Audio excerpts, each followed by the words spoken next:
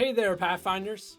If you watched my Getting Started guide, or if you've already played a few Pathfinder Society games, you're probably wondering, okay, what now? Well, today, we're diving into what I will call the intermediate phase, understanding your rewards, your character, and unlocking more cool stuff in Pathfinder Society. Stick around, I'll even share some tips I've picked up along the way. All right, so you finished your first adventure, you had a blast, right? And your GM handed you this magical sheet of paper called the Chronicle sheet.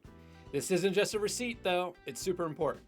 It tracks all the goodies your character earned, gold, experience points, and sometimes even special boons. Remember how you don't automatically get to keep all the cool magic items you found? That's because society pays you generously in the gold instead. That gold is listed right here on the Chronicle sheet. The Chronicle shows you've earned XP. Keep track of this because for every 12 XP your character gets, they level up. That's right, character progression in Pathfinder Society is tied directly to XP you earn from adventures. And those boons? They're special in-game benefits or unlock new options for your character, often listed right on the sheet. But we'll talk more about that in a bit. Keep track of your character's progression on an Excel sheet or Google Sheets.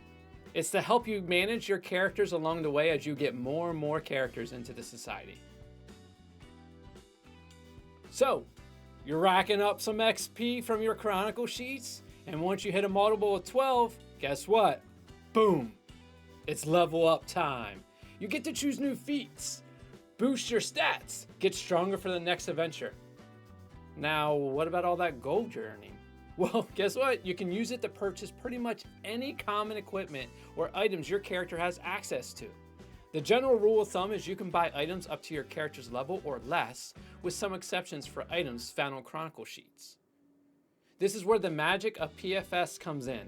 You don't have to argue about who gets that fancy sword or who wants that +1.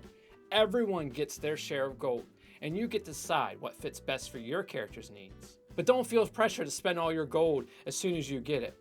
I sometimes find a guide online to help me which stages I need to buy material for my progression. This is one I've used for a fighter. Beyond gold and XP for playing or GMing Pathfinder Society adventures, you also earn achievement points, or ACP. These are special currency you spend directly on the Paizo website. To check your balance and spend them, just log into your organized play account on paizo.com and head to the Boons tab. This is where you can purchase all sorts of cool stuff for your character you can't get with just gold.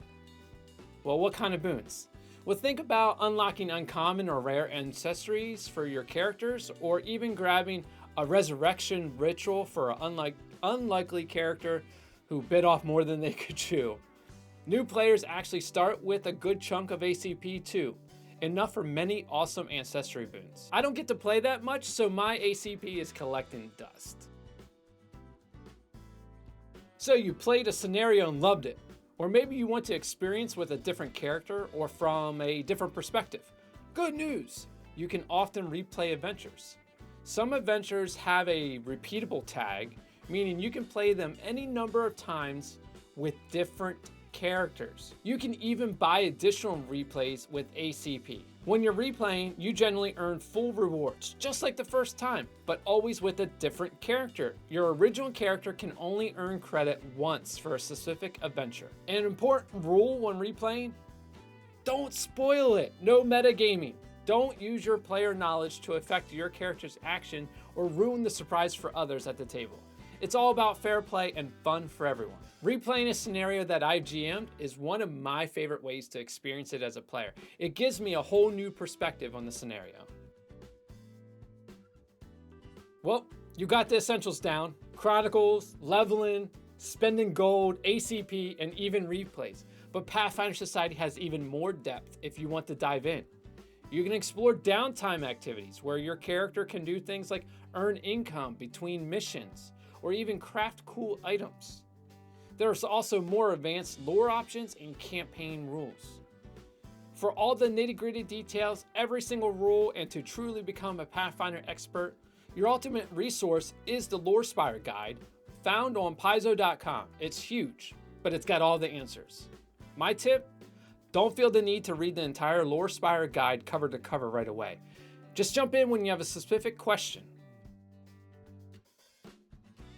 So there you have it, Pathfinders, the next steps on your journey through the Pathfinder Society.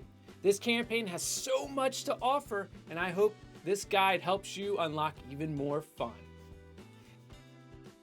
If this video was helpful, please hit that like button, subscribe for more Pathfinder content, and let me know in the comments what's the coolest boon you ever earned or want to earn in Pathfinder Society. Thanks for watching, and I'll see you on the open road.